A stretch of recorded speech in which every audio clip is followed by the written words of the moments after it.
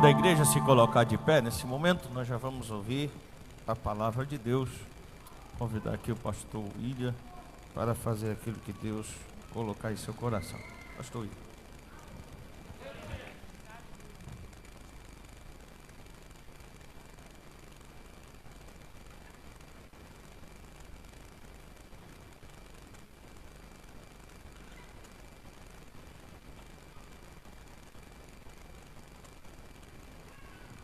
Meus queridos, eu quero cumprimentá-los com a paz do Senhor.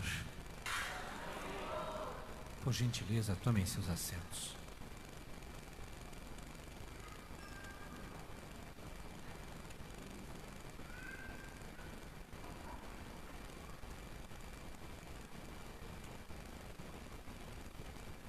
É uma satisfação poder retornar a esta casa de oração.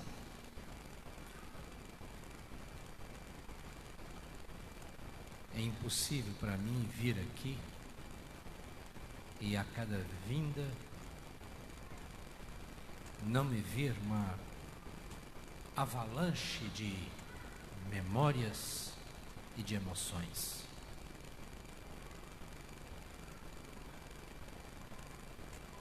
Eu diria que a enormidade dessas lembranças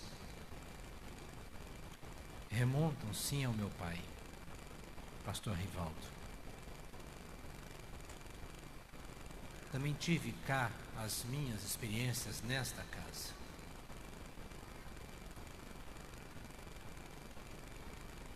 Algumas pessoas, inclusive de saudosa memória. Outras servem ao Senhor Jesus Cristo em lugares já distantes.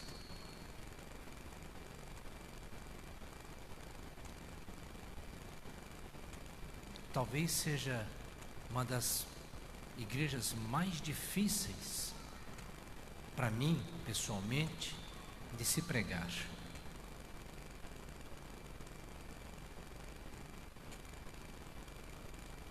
Os evangelhos falam de um homem que estava possesso de demônios, e quando Jesus o libertou, ele ficou tão eufórico que ele disse: Senhor, eu vou contigo. Jesus disse para aquele homem, agora liberto dos demônios: não, volta e vai para os teus e anuncia a eles quão grandes coisas Deus te fez. Tanta gente com vontade de ser missionário na Inglaterra, na Alemanha, nos Estados Unidos, no Canadá. Ultimamente eu não ouço ninguém dizendo que quer ser missionário no Afeganistão. Tanta gente que se envaidece de ser missionário por este mundo afora. O meu pastorado é vinculado à Igreja Evangélica Pentecostal Brasil para Cristo, município de Arujá, São Paulo. É a eles que eu tenho que periodicamente me reportar e dar contas das minhas atividades ministeriais. Quando aquela igreja envia missionários, eles abrem algum trabalho em algum outro país, nós somos obrigados a mudar o nome da nossa igreja. E se aqui nós temos a Igreja Evangélica Pentecostal Brasil para Cristo, quando nós enviamos missionários para Portugal, nós lá abrimos a Igreja Evangélica Pentecostal Portugal para Cristo, Peru para Cristo, Argentina para Cristo.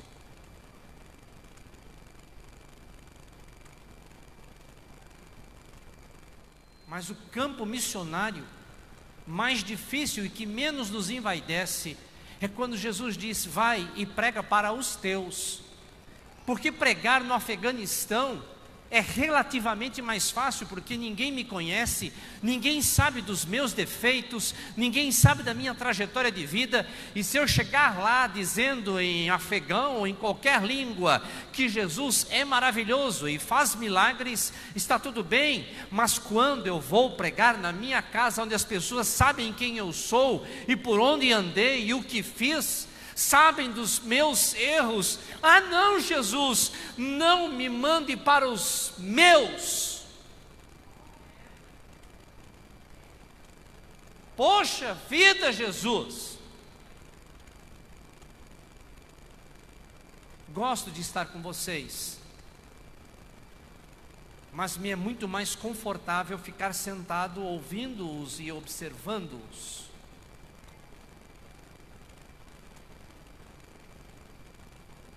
Eu sei, Jesus Cristo é maravilhoso. Deus, Ele usou corvos para sustentar um profeta. Deus fez uma jumenta falar para admoestar um outro profeta. E se Deus usa corvos, jumentas, por que aqui Ele não me usaria?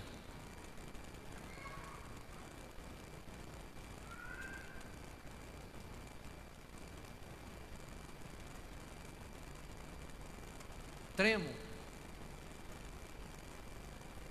e fico me perguntando: o que dizer para ele, Jesus? O que dizer para ele, Jesus? O que dizer para ele, Jesus?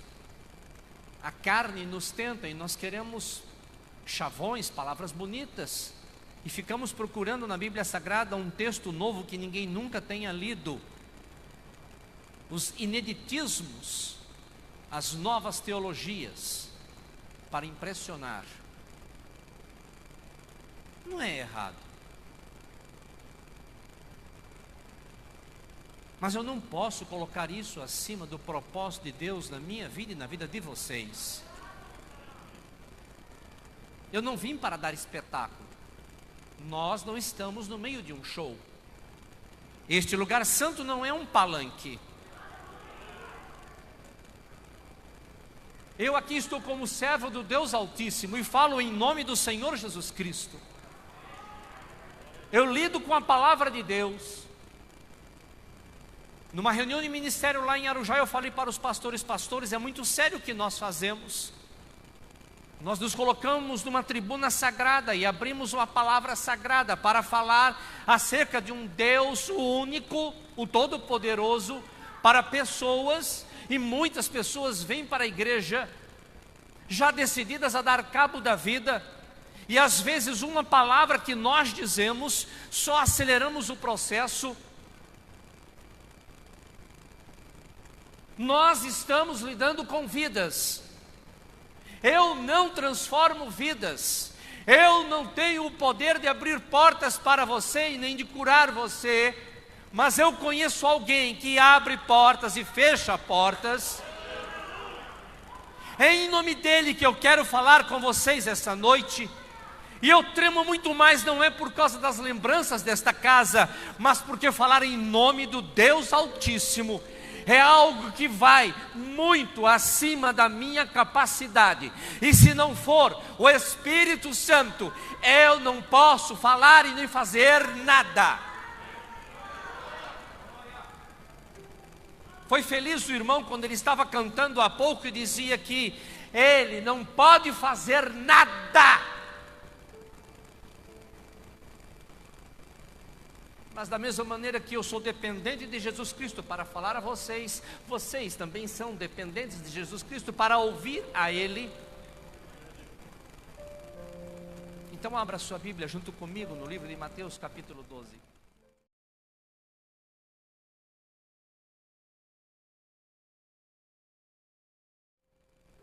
Mateus capítulo 12, versículos 39 e 40. Mas ele lhes respondeu e disse: uma geração má e adúltera pede um sinal, porém não se lhe dará outro sinal, senão o do profeta Jonas.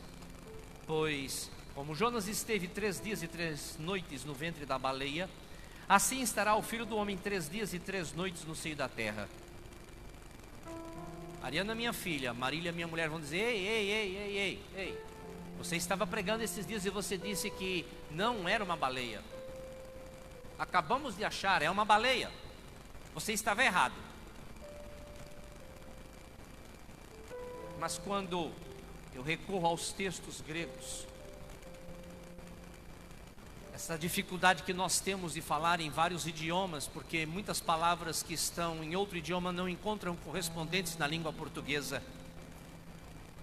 E não João Ferreira de Almeida, mas o amigo dele, porque ele já havia morrido, quando vai traduzir, ele busca uma palavra que melhor traduza o que o grego está dizendo. E então ele escreve: baleia. Mas os textos em grego, os mais remotos textos em grego, usam o termo cetos para se referir não propriamente a uma baleia, mas a um grande peixe.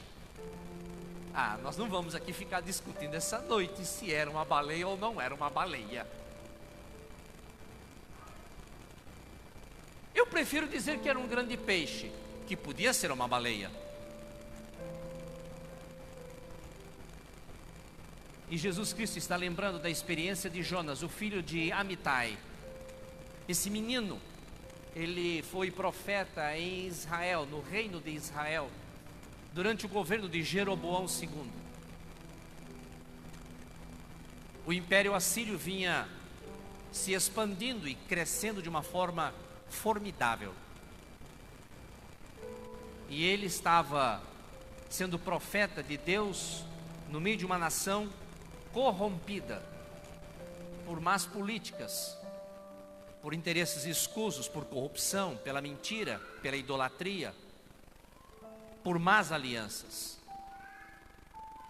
Um dia, Deus fala com Jonas: ei Jonas, levante-se e vá até a capital do império assírio, vá até Nínive e pregue contra a cidade de Nínive.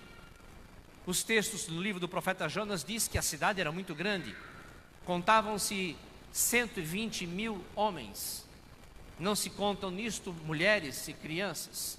Então facilmente nós podemos imaginar que se havia homens solteiros e havia homens idosos e viúvos, mas também havia muitos homens casados e com 3, 4, 5 filhos, porque as famílias naquela época eram numerosas. Então, de uma maneira até muito sensata, a meu ver, eu acho que eu posso dizer que 120 mil homens, e se cada um tivesse apenas uma esposa, e eles gostavam muito, eles apreciavam a poligamia, e que não tivessem muitos filhos, apenas um filho, mas as famílias costumavam ser numerosas, 12, 14, 15, 20 filhos, mas vamos colocar apenas um homem, uma esposa e um filho, 120 mil, então fácil, eu chego numa conta de 360 mil pessoas. Eu posso até me arriscar a dizer que Nínive era uma cidade que teria a magnitude de Campina Grande.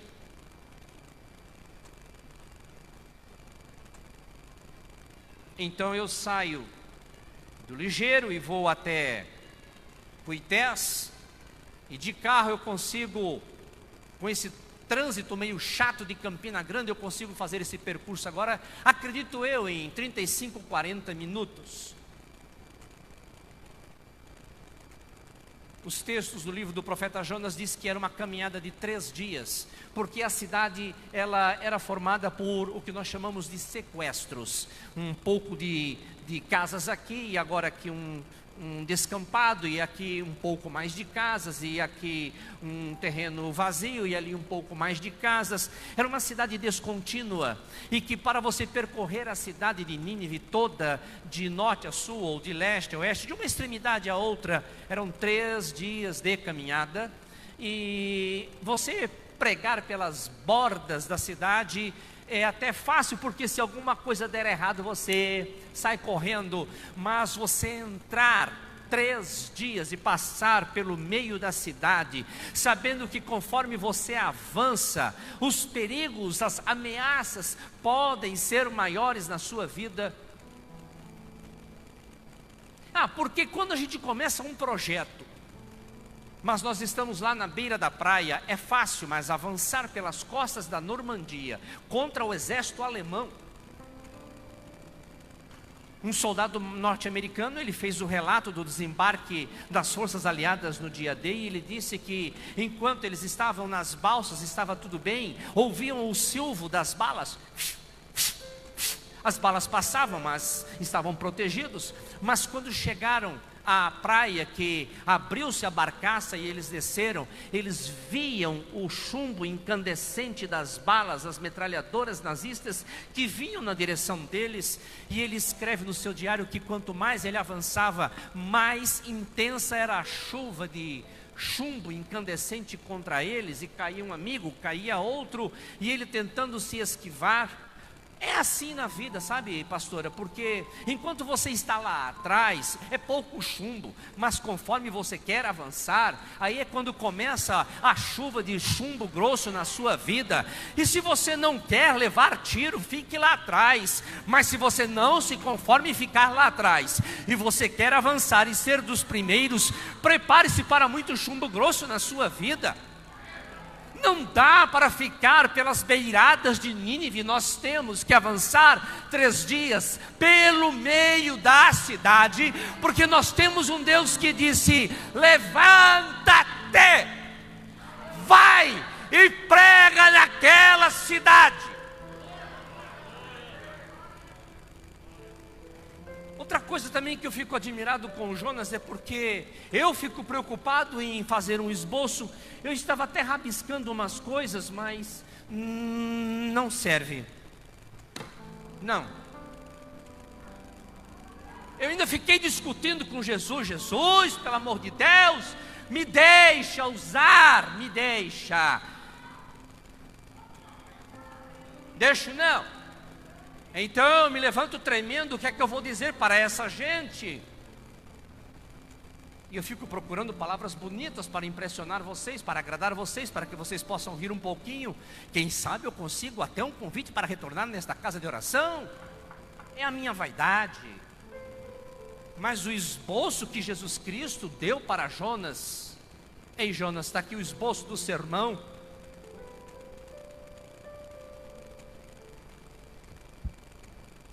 Que esboço? Só tem uma frase aqui, Jesus. Aham. Assim fica fácil de você pregar, você não vai esquecer nada. E o sermão do Jonas se resumia a uma frase: 40 dias e a cidade será subvertida. Irmão, eita. Eu que não quero pregar esta mensagem, Jesus, o povo não vai gostar de mim, já não vão muito com a minha cara, e eu chego dizendo um negócio desse.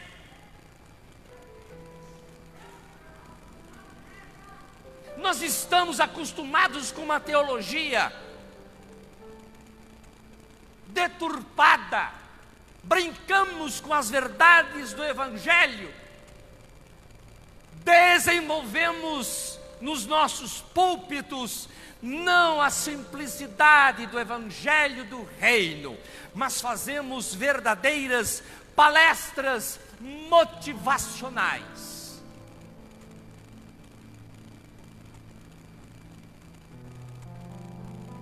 Os melhores pastores agora fazem cursos para desenvolver técnicas de coaching.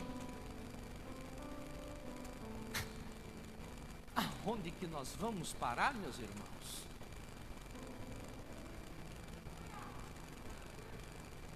Palestras motivacionais não libertam. Palestras motivacionais não transformam vidas. Palestras motivacionais não impelem você para ser batizado com o Espírito Santo. Palestras motivacionais não libertam dos vícios. Palestras motivacionais não trazem a revelação de Deus para a sua vida, não profetizam sobre a sua vida, não desembaraçam os teus pés. Nós precisamos voltar à simplicidade do Evangelho. A palavra de Deus como ela é.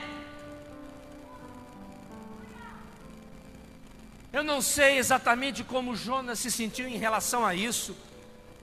Eu tenho comigo a opinião, e você pode discordar, que ele foi meio que de má vontade.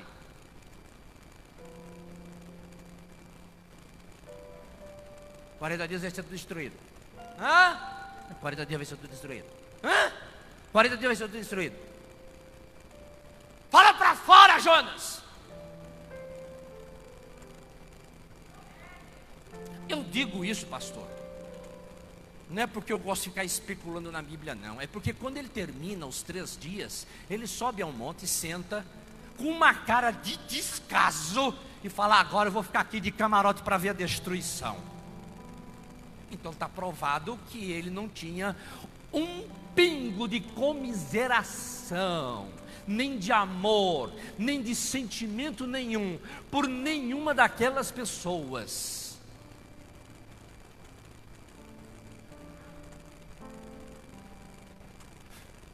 Eu lembro do Jeremias, quando Jerusalém está sendo destruída, e ele começa então a escrever lamentações, e a uma certa altura no livro ele diz: não vos comove a vós que passais pelo caminho dor como a minha dor?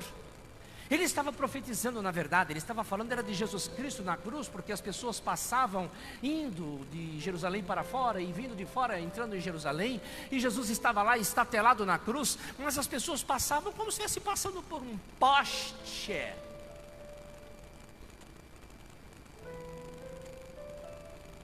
Não comove mais.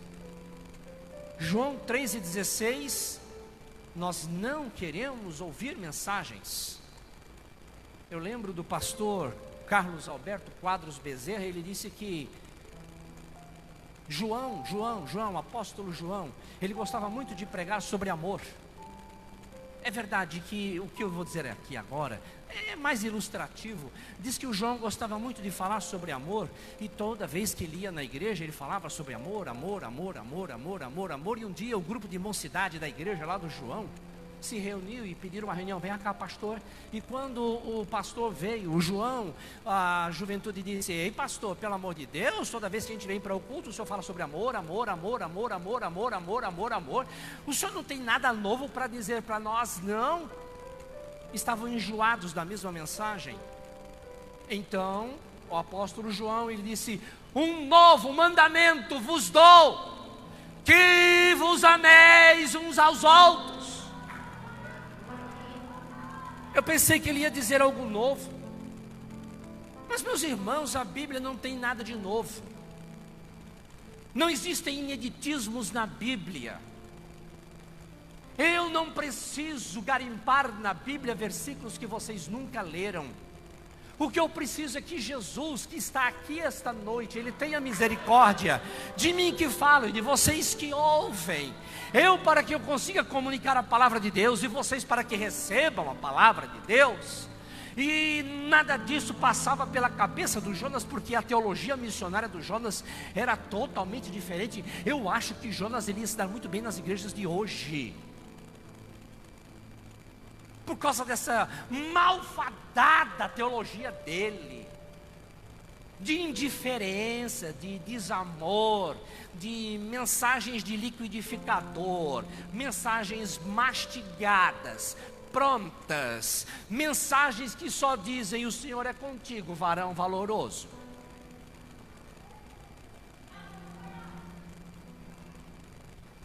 Isso é igual aquela história do irmão metodista que nunca lia a Bíblia, nem orava, e quando ele estava num aperto, ele ia na caixinha de promessa e puxava um versículo, um comprimido. Em vez de ele comer um bom caldo de mocotó, ele preferia um comprimidozinho só quando estava na tribulação. E naquele dia, então, ele estava atribulado, e ele então abriu a caixinha de promessas e pegou um versículo, e o versículo que veio na caixinha de promessas dizia: e Judas foi e enforcou-se. Ele enfiou o versículo de volta na caixinha de promessas. Ei, Jesus, a coisa é muito séria, o senhor tem que falar comigo. E puxou o segundo versículo, e quando puxa o segundo versículo, está lá Jesus Cristo dizendo para o jovem rico: vai tu e faz o mesmo. Ele pegou e enfiou novamente o segundo versículo, e então agora ele dobra os joelhos e começa a orar fervorosamente, porque Deus tem que falar com ele. E então ele puxa o terceiro versículo, e então é Jesus falando para o próprio Judas: o que tendes a fazer, faça-o depressa.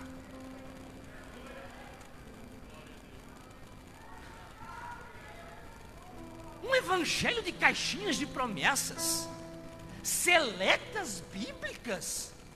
Não. Seleta bíblica. Essa parte serve, essa não serve. Essa parte serve, essa não serve. Essa parte serve, essa não serve. Seleta bíblica. Qual é a parte que não lhe serve na Bíblia? A mim todas servem. Jesus, tem partes da Bíblia que eu não gostaria que servissem para mim, Senhor, o Senhor sabe. mas eu recebo a tua palavra na minha vida, Senhor, e tenho lutado diariamente para me reinventar e ser melhor. Quero ser a estatura de varão perfeito em Cristo Jesus. Por isso eu deixo para trás as coisas que vão ficando e avanço para as que estão adiante de mim.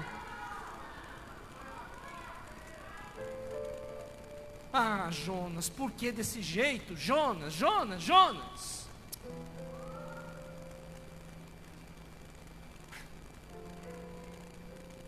Ele pega então um navio e vai para sentido oposto, Tarsis. Uma grande tempestade se levanta. É um fuzuê no navio. O pastor Ivan Espíndola de Ávila, eu gostava muito dele, porque ele dizia que as coisas com Jonas são muito interessantes, porque ele estava na cidade, provavelmente em Jezreel, a capital do reino de Israel, e então diz que ele desceu até o porto, e descendo até o porto, comprou a passagem e desceu para o navio, e quando desceu ao navio, ele desceu ao porão do navio, porque quando a gente está fora do centro da vontade de Deus, a única coisa que pode acontecer é isso mesmo, é descer.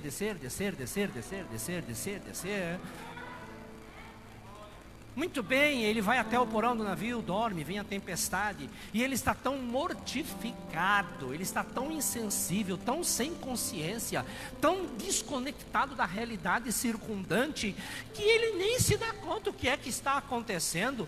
Não é que existam aqui, longe de mim dizer que tem alguém aqui esta noite assim.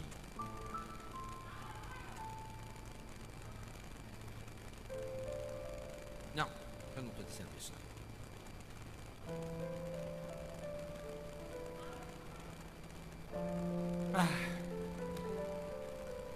Depois de uma rápida conversa, o povo, engraçado, os incrédulos, eles descobriram que o Jonas não estava na vontade de Deus.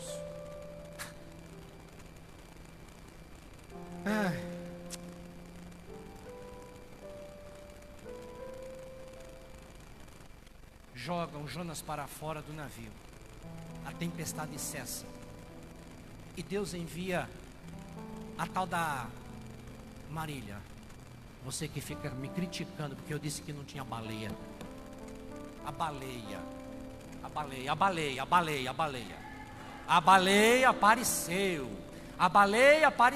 Apareceu uma baleia. Havia uma baleia no meio do caminho havia uma baleia. Nunca me esquecerei deste fato na minha vida, que havia uma baleia no meio do caminho. E a baleia então ela engole o Jonas.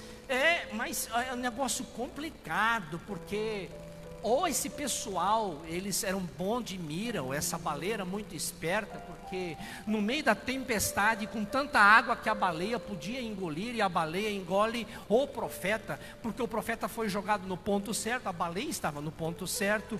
A baleia podia estar com a boca fechada, ou nem dar conta do Jonas, podia achar o Jonas indigesto, cuspi-lo, mas a verdade é que as coisas foram se encaixando, quando parece que era uma desgraça. Ser jogado para fora do navio e ser engolido por baleia nem sempre é desgraça. Agora eu estou falando como profeta do Deus Altíssimo. Se chegou uma baleia na sua vida e você está achando que isso está tirando você do eixo, entenda: baleias que engolem você, elas não estão lá por acaso, não estão. Há um propósito de Deus, e a baleia que engole você no meio da tempestade e que te leva para o mais profundo abismo, não é porque você perdeu o controle da sua vida, não, é porque Deus está tomando o controle da sua vida.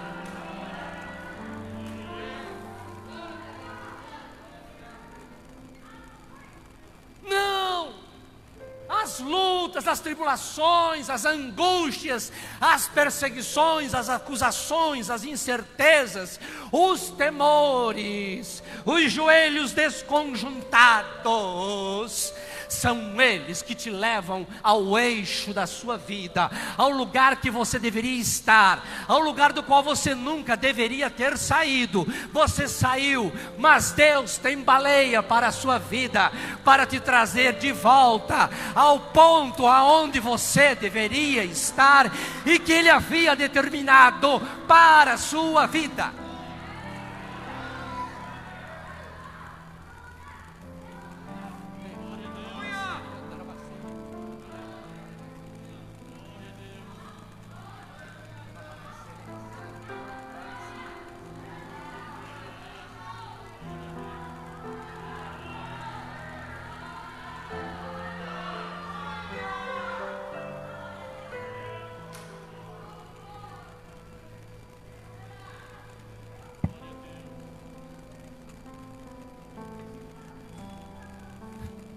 Agora o Jonas está lá no ventre da baleia.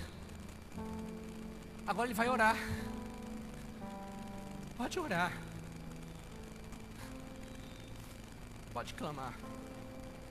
Verdade que você devia ter clamado antes. Mas é como o salmista diz: ó, tu que és o escutador de orações. O salmista chama Deus de um escutador de orações, porque Deus gosta de ouvir orações. Ele envia anjos para colher as lágrimas que são vertidas durante a oração. Ei, pode orar, porque Deus vai ouvir o teu clamor. E o Jonas está lá no ventre da... Meu amor, na baleia.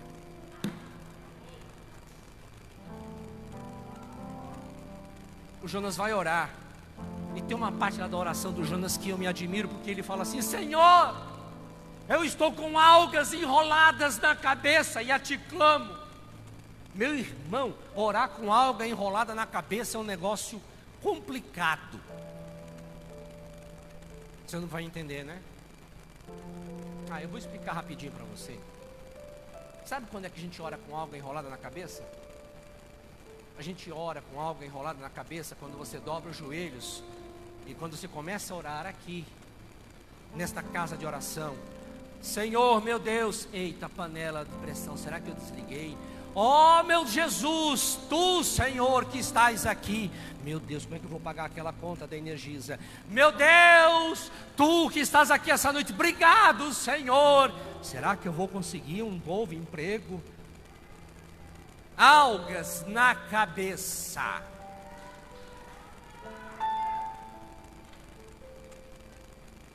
Mas Deus ouve oração de quem tem alga na cabeça, sim.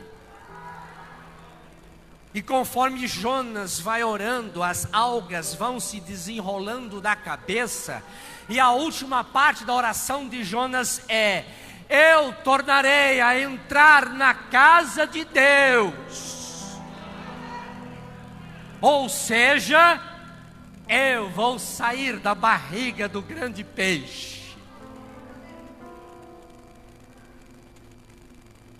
Que é outra coisa também, viu, pastor? A gente quer sair com classe da barriga da baleia. A gente quer sair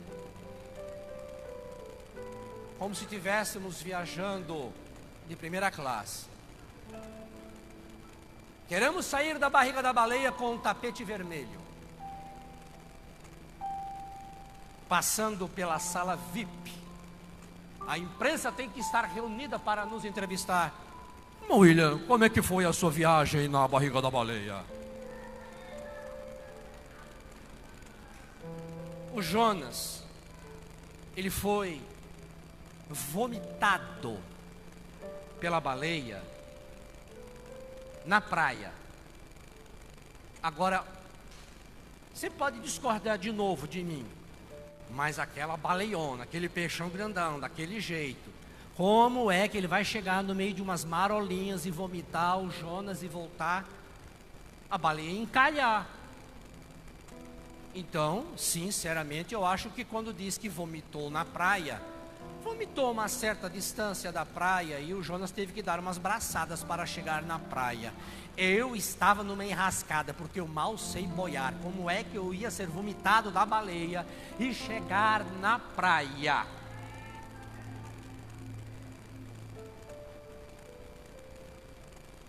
Meu irmão, porque você não está entendendo, mas eu vou ser um pouquinho mais claro, as orações estão avançadas, eu tenho que parar. Mas o que Deus está falando para você é que a baleia que te engoliu não é o fim do mundo.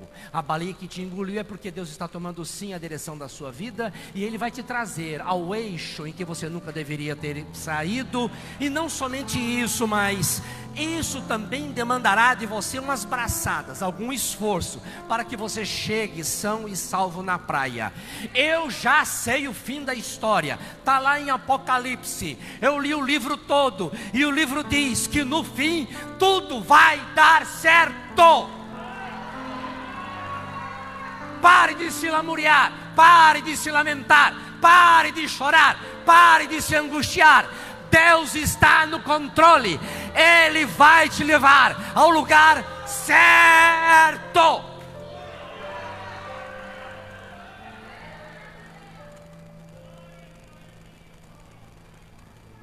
aproximadamente 7 séculos depois, um grupo de gente que não tinha o que fazer da vida, uns desaforados, chegam para Jesus e dizem hipocritamente: mestre,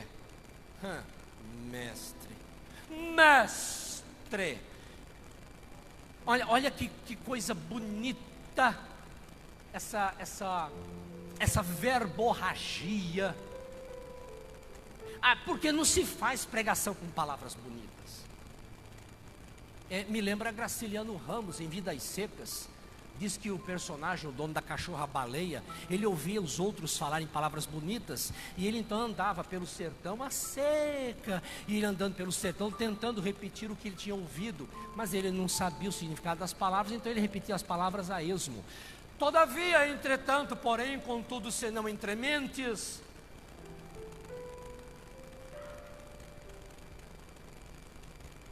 Olha, tem muita gente querendo fazer assim, pregar desse jeito, juntando um monte de palavras bonitas desconexas, que não são a voz de Cristo.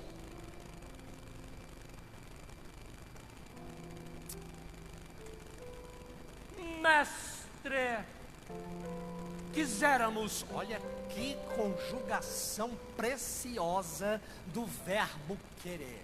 Eu não perdi a oportunidade, Jesus. Senhor, se eu tivesse lá, Jesus, o Senhor é muito educado, eu já ia ser um bocado debochado. Eu diria: quereríeis?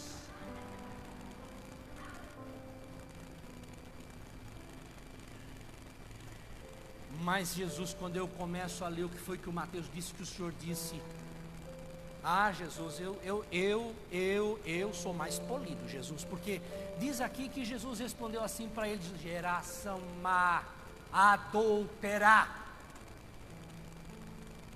pede um sinal, porém não lhe será dado outro sinal senão do profeta Jonas. É porque o Jonas, ele não sabia o que estava acontecendo na vida dele. Ele achou que tinha sido engolido por uma baleia, que tinha sido vomitado e que era para pregar em Nínive. Eu acho, cá entre nós, que o Jonas, ele não tinha noção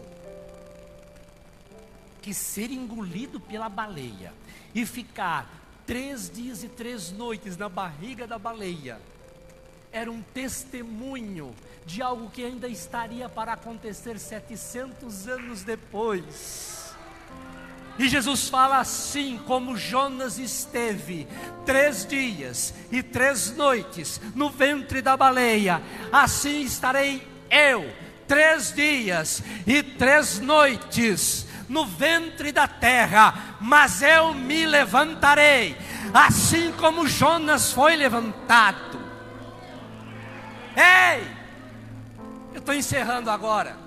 O que eu quero dizer para você é que assim como Jonas foi engolido por uma baleia, e isso é um testemunho, uma profecia da ressurreição de Jesus Cristo, as lutas que estão te atribulando na tua vida não são para a tua derrota, não são para a tua queda, não é para que você abandone a fé e venha a apostatar dos caminhos do Senhor, não. Essa luta, esta angústia, esta tristeza, esta doença é para a glória do Deus Altíssimo. Os discípulos olham para o cego e dizem: Senhor, quem pecou? Ele mesmo ou seus pais, para que nascesse cego? Jesus diz: nem os pais dele pecaram, nem ele mesmo pecou, mas ele é assim e nasceu assim, para que a glória de Deus se manifeste na vida dele. E eu, como profeta do Deus Altíssimo, tenho a autoridade do Espírito de Deus para dizer: a tua luta não é para a tua derrota, a tua luta é para que a mão de Deus seja manifestada na sua vida, para que o nome dele seja engrandecido e glorificado. 3 dias e 3 noites no ventre da baleia, mas você vai ser posto para fora, e o mundo vai olhar e vai ver em você que Cristo ressuscitou.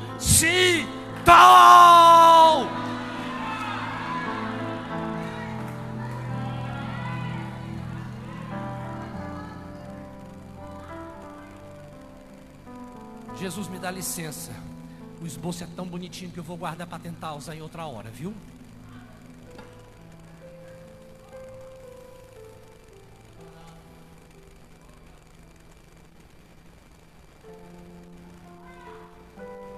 Não é o fim, é o começo. Não é um beco sem saída. Não é uma desgraça, não é um castigo de Deus, é um propósito que Ele tem com você, e você precisa amadurecer para este propósito. Por isso que você ainda não pode sair da barriga da baleia. Você tem que completar os 3 dias e as 3 noites. É o tempo do tratamento de Deus na sua vida. Mas quando se chegar o tempo certo, a tua vida se levantará clara como a alva do dia. Recline a sua cabeça.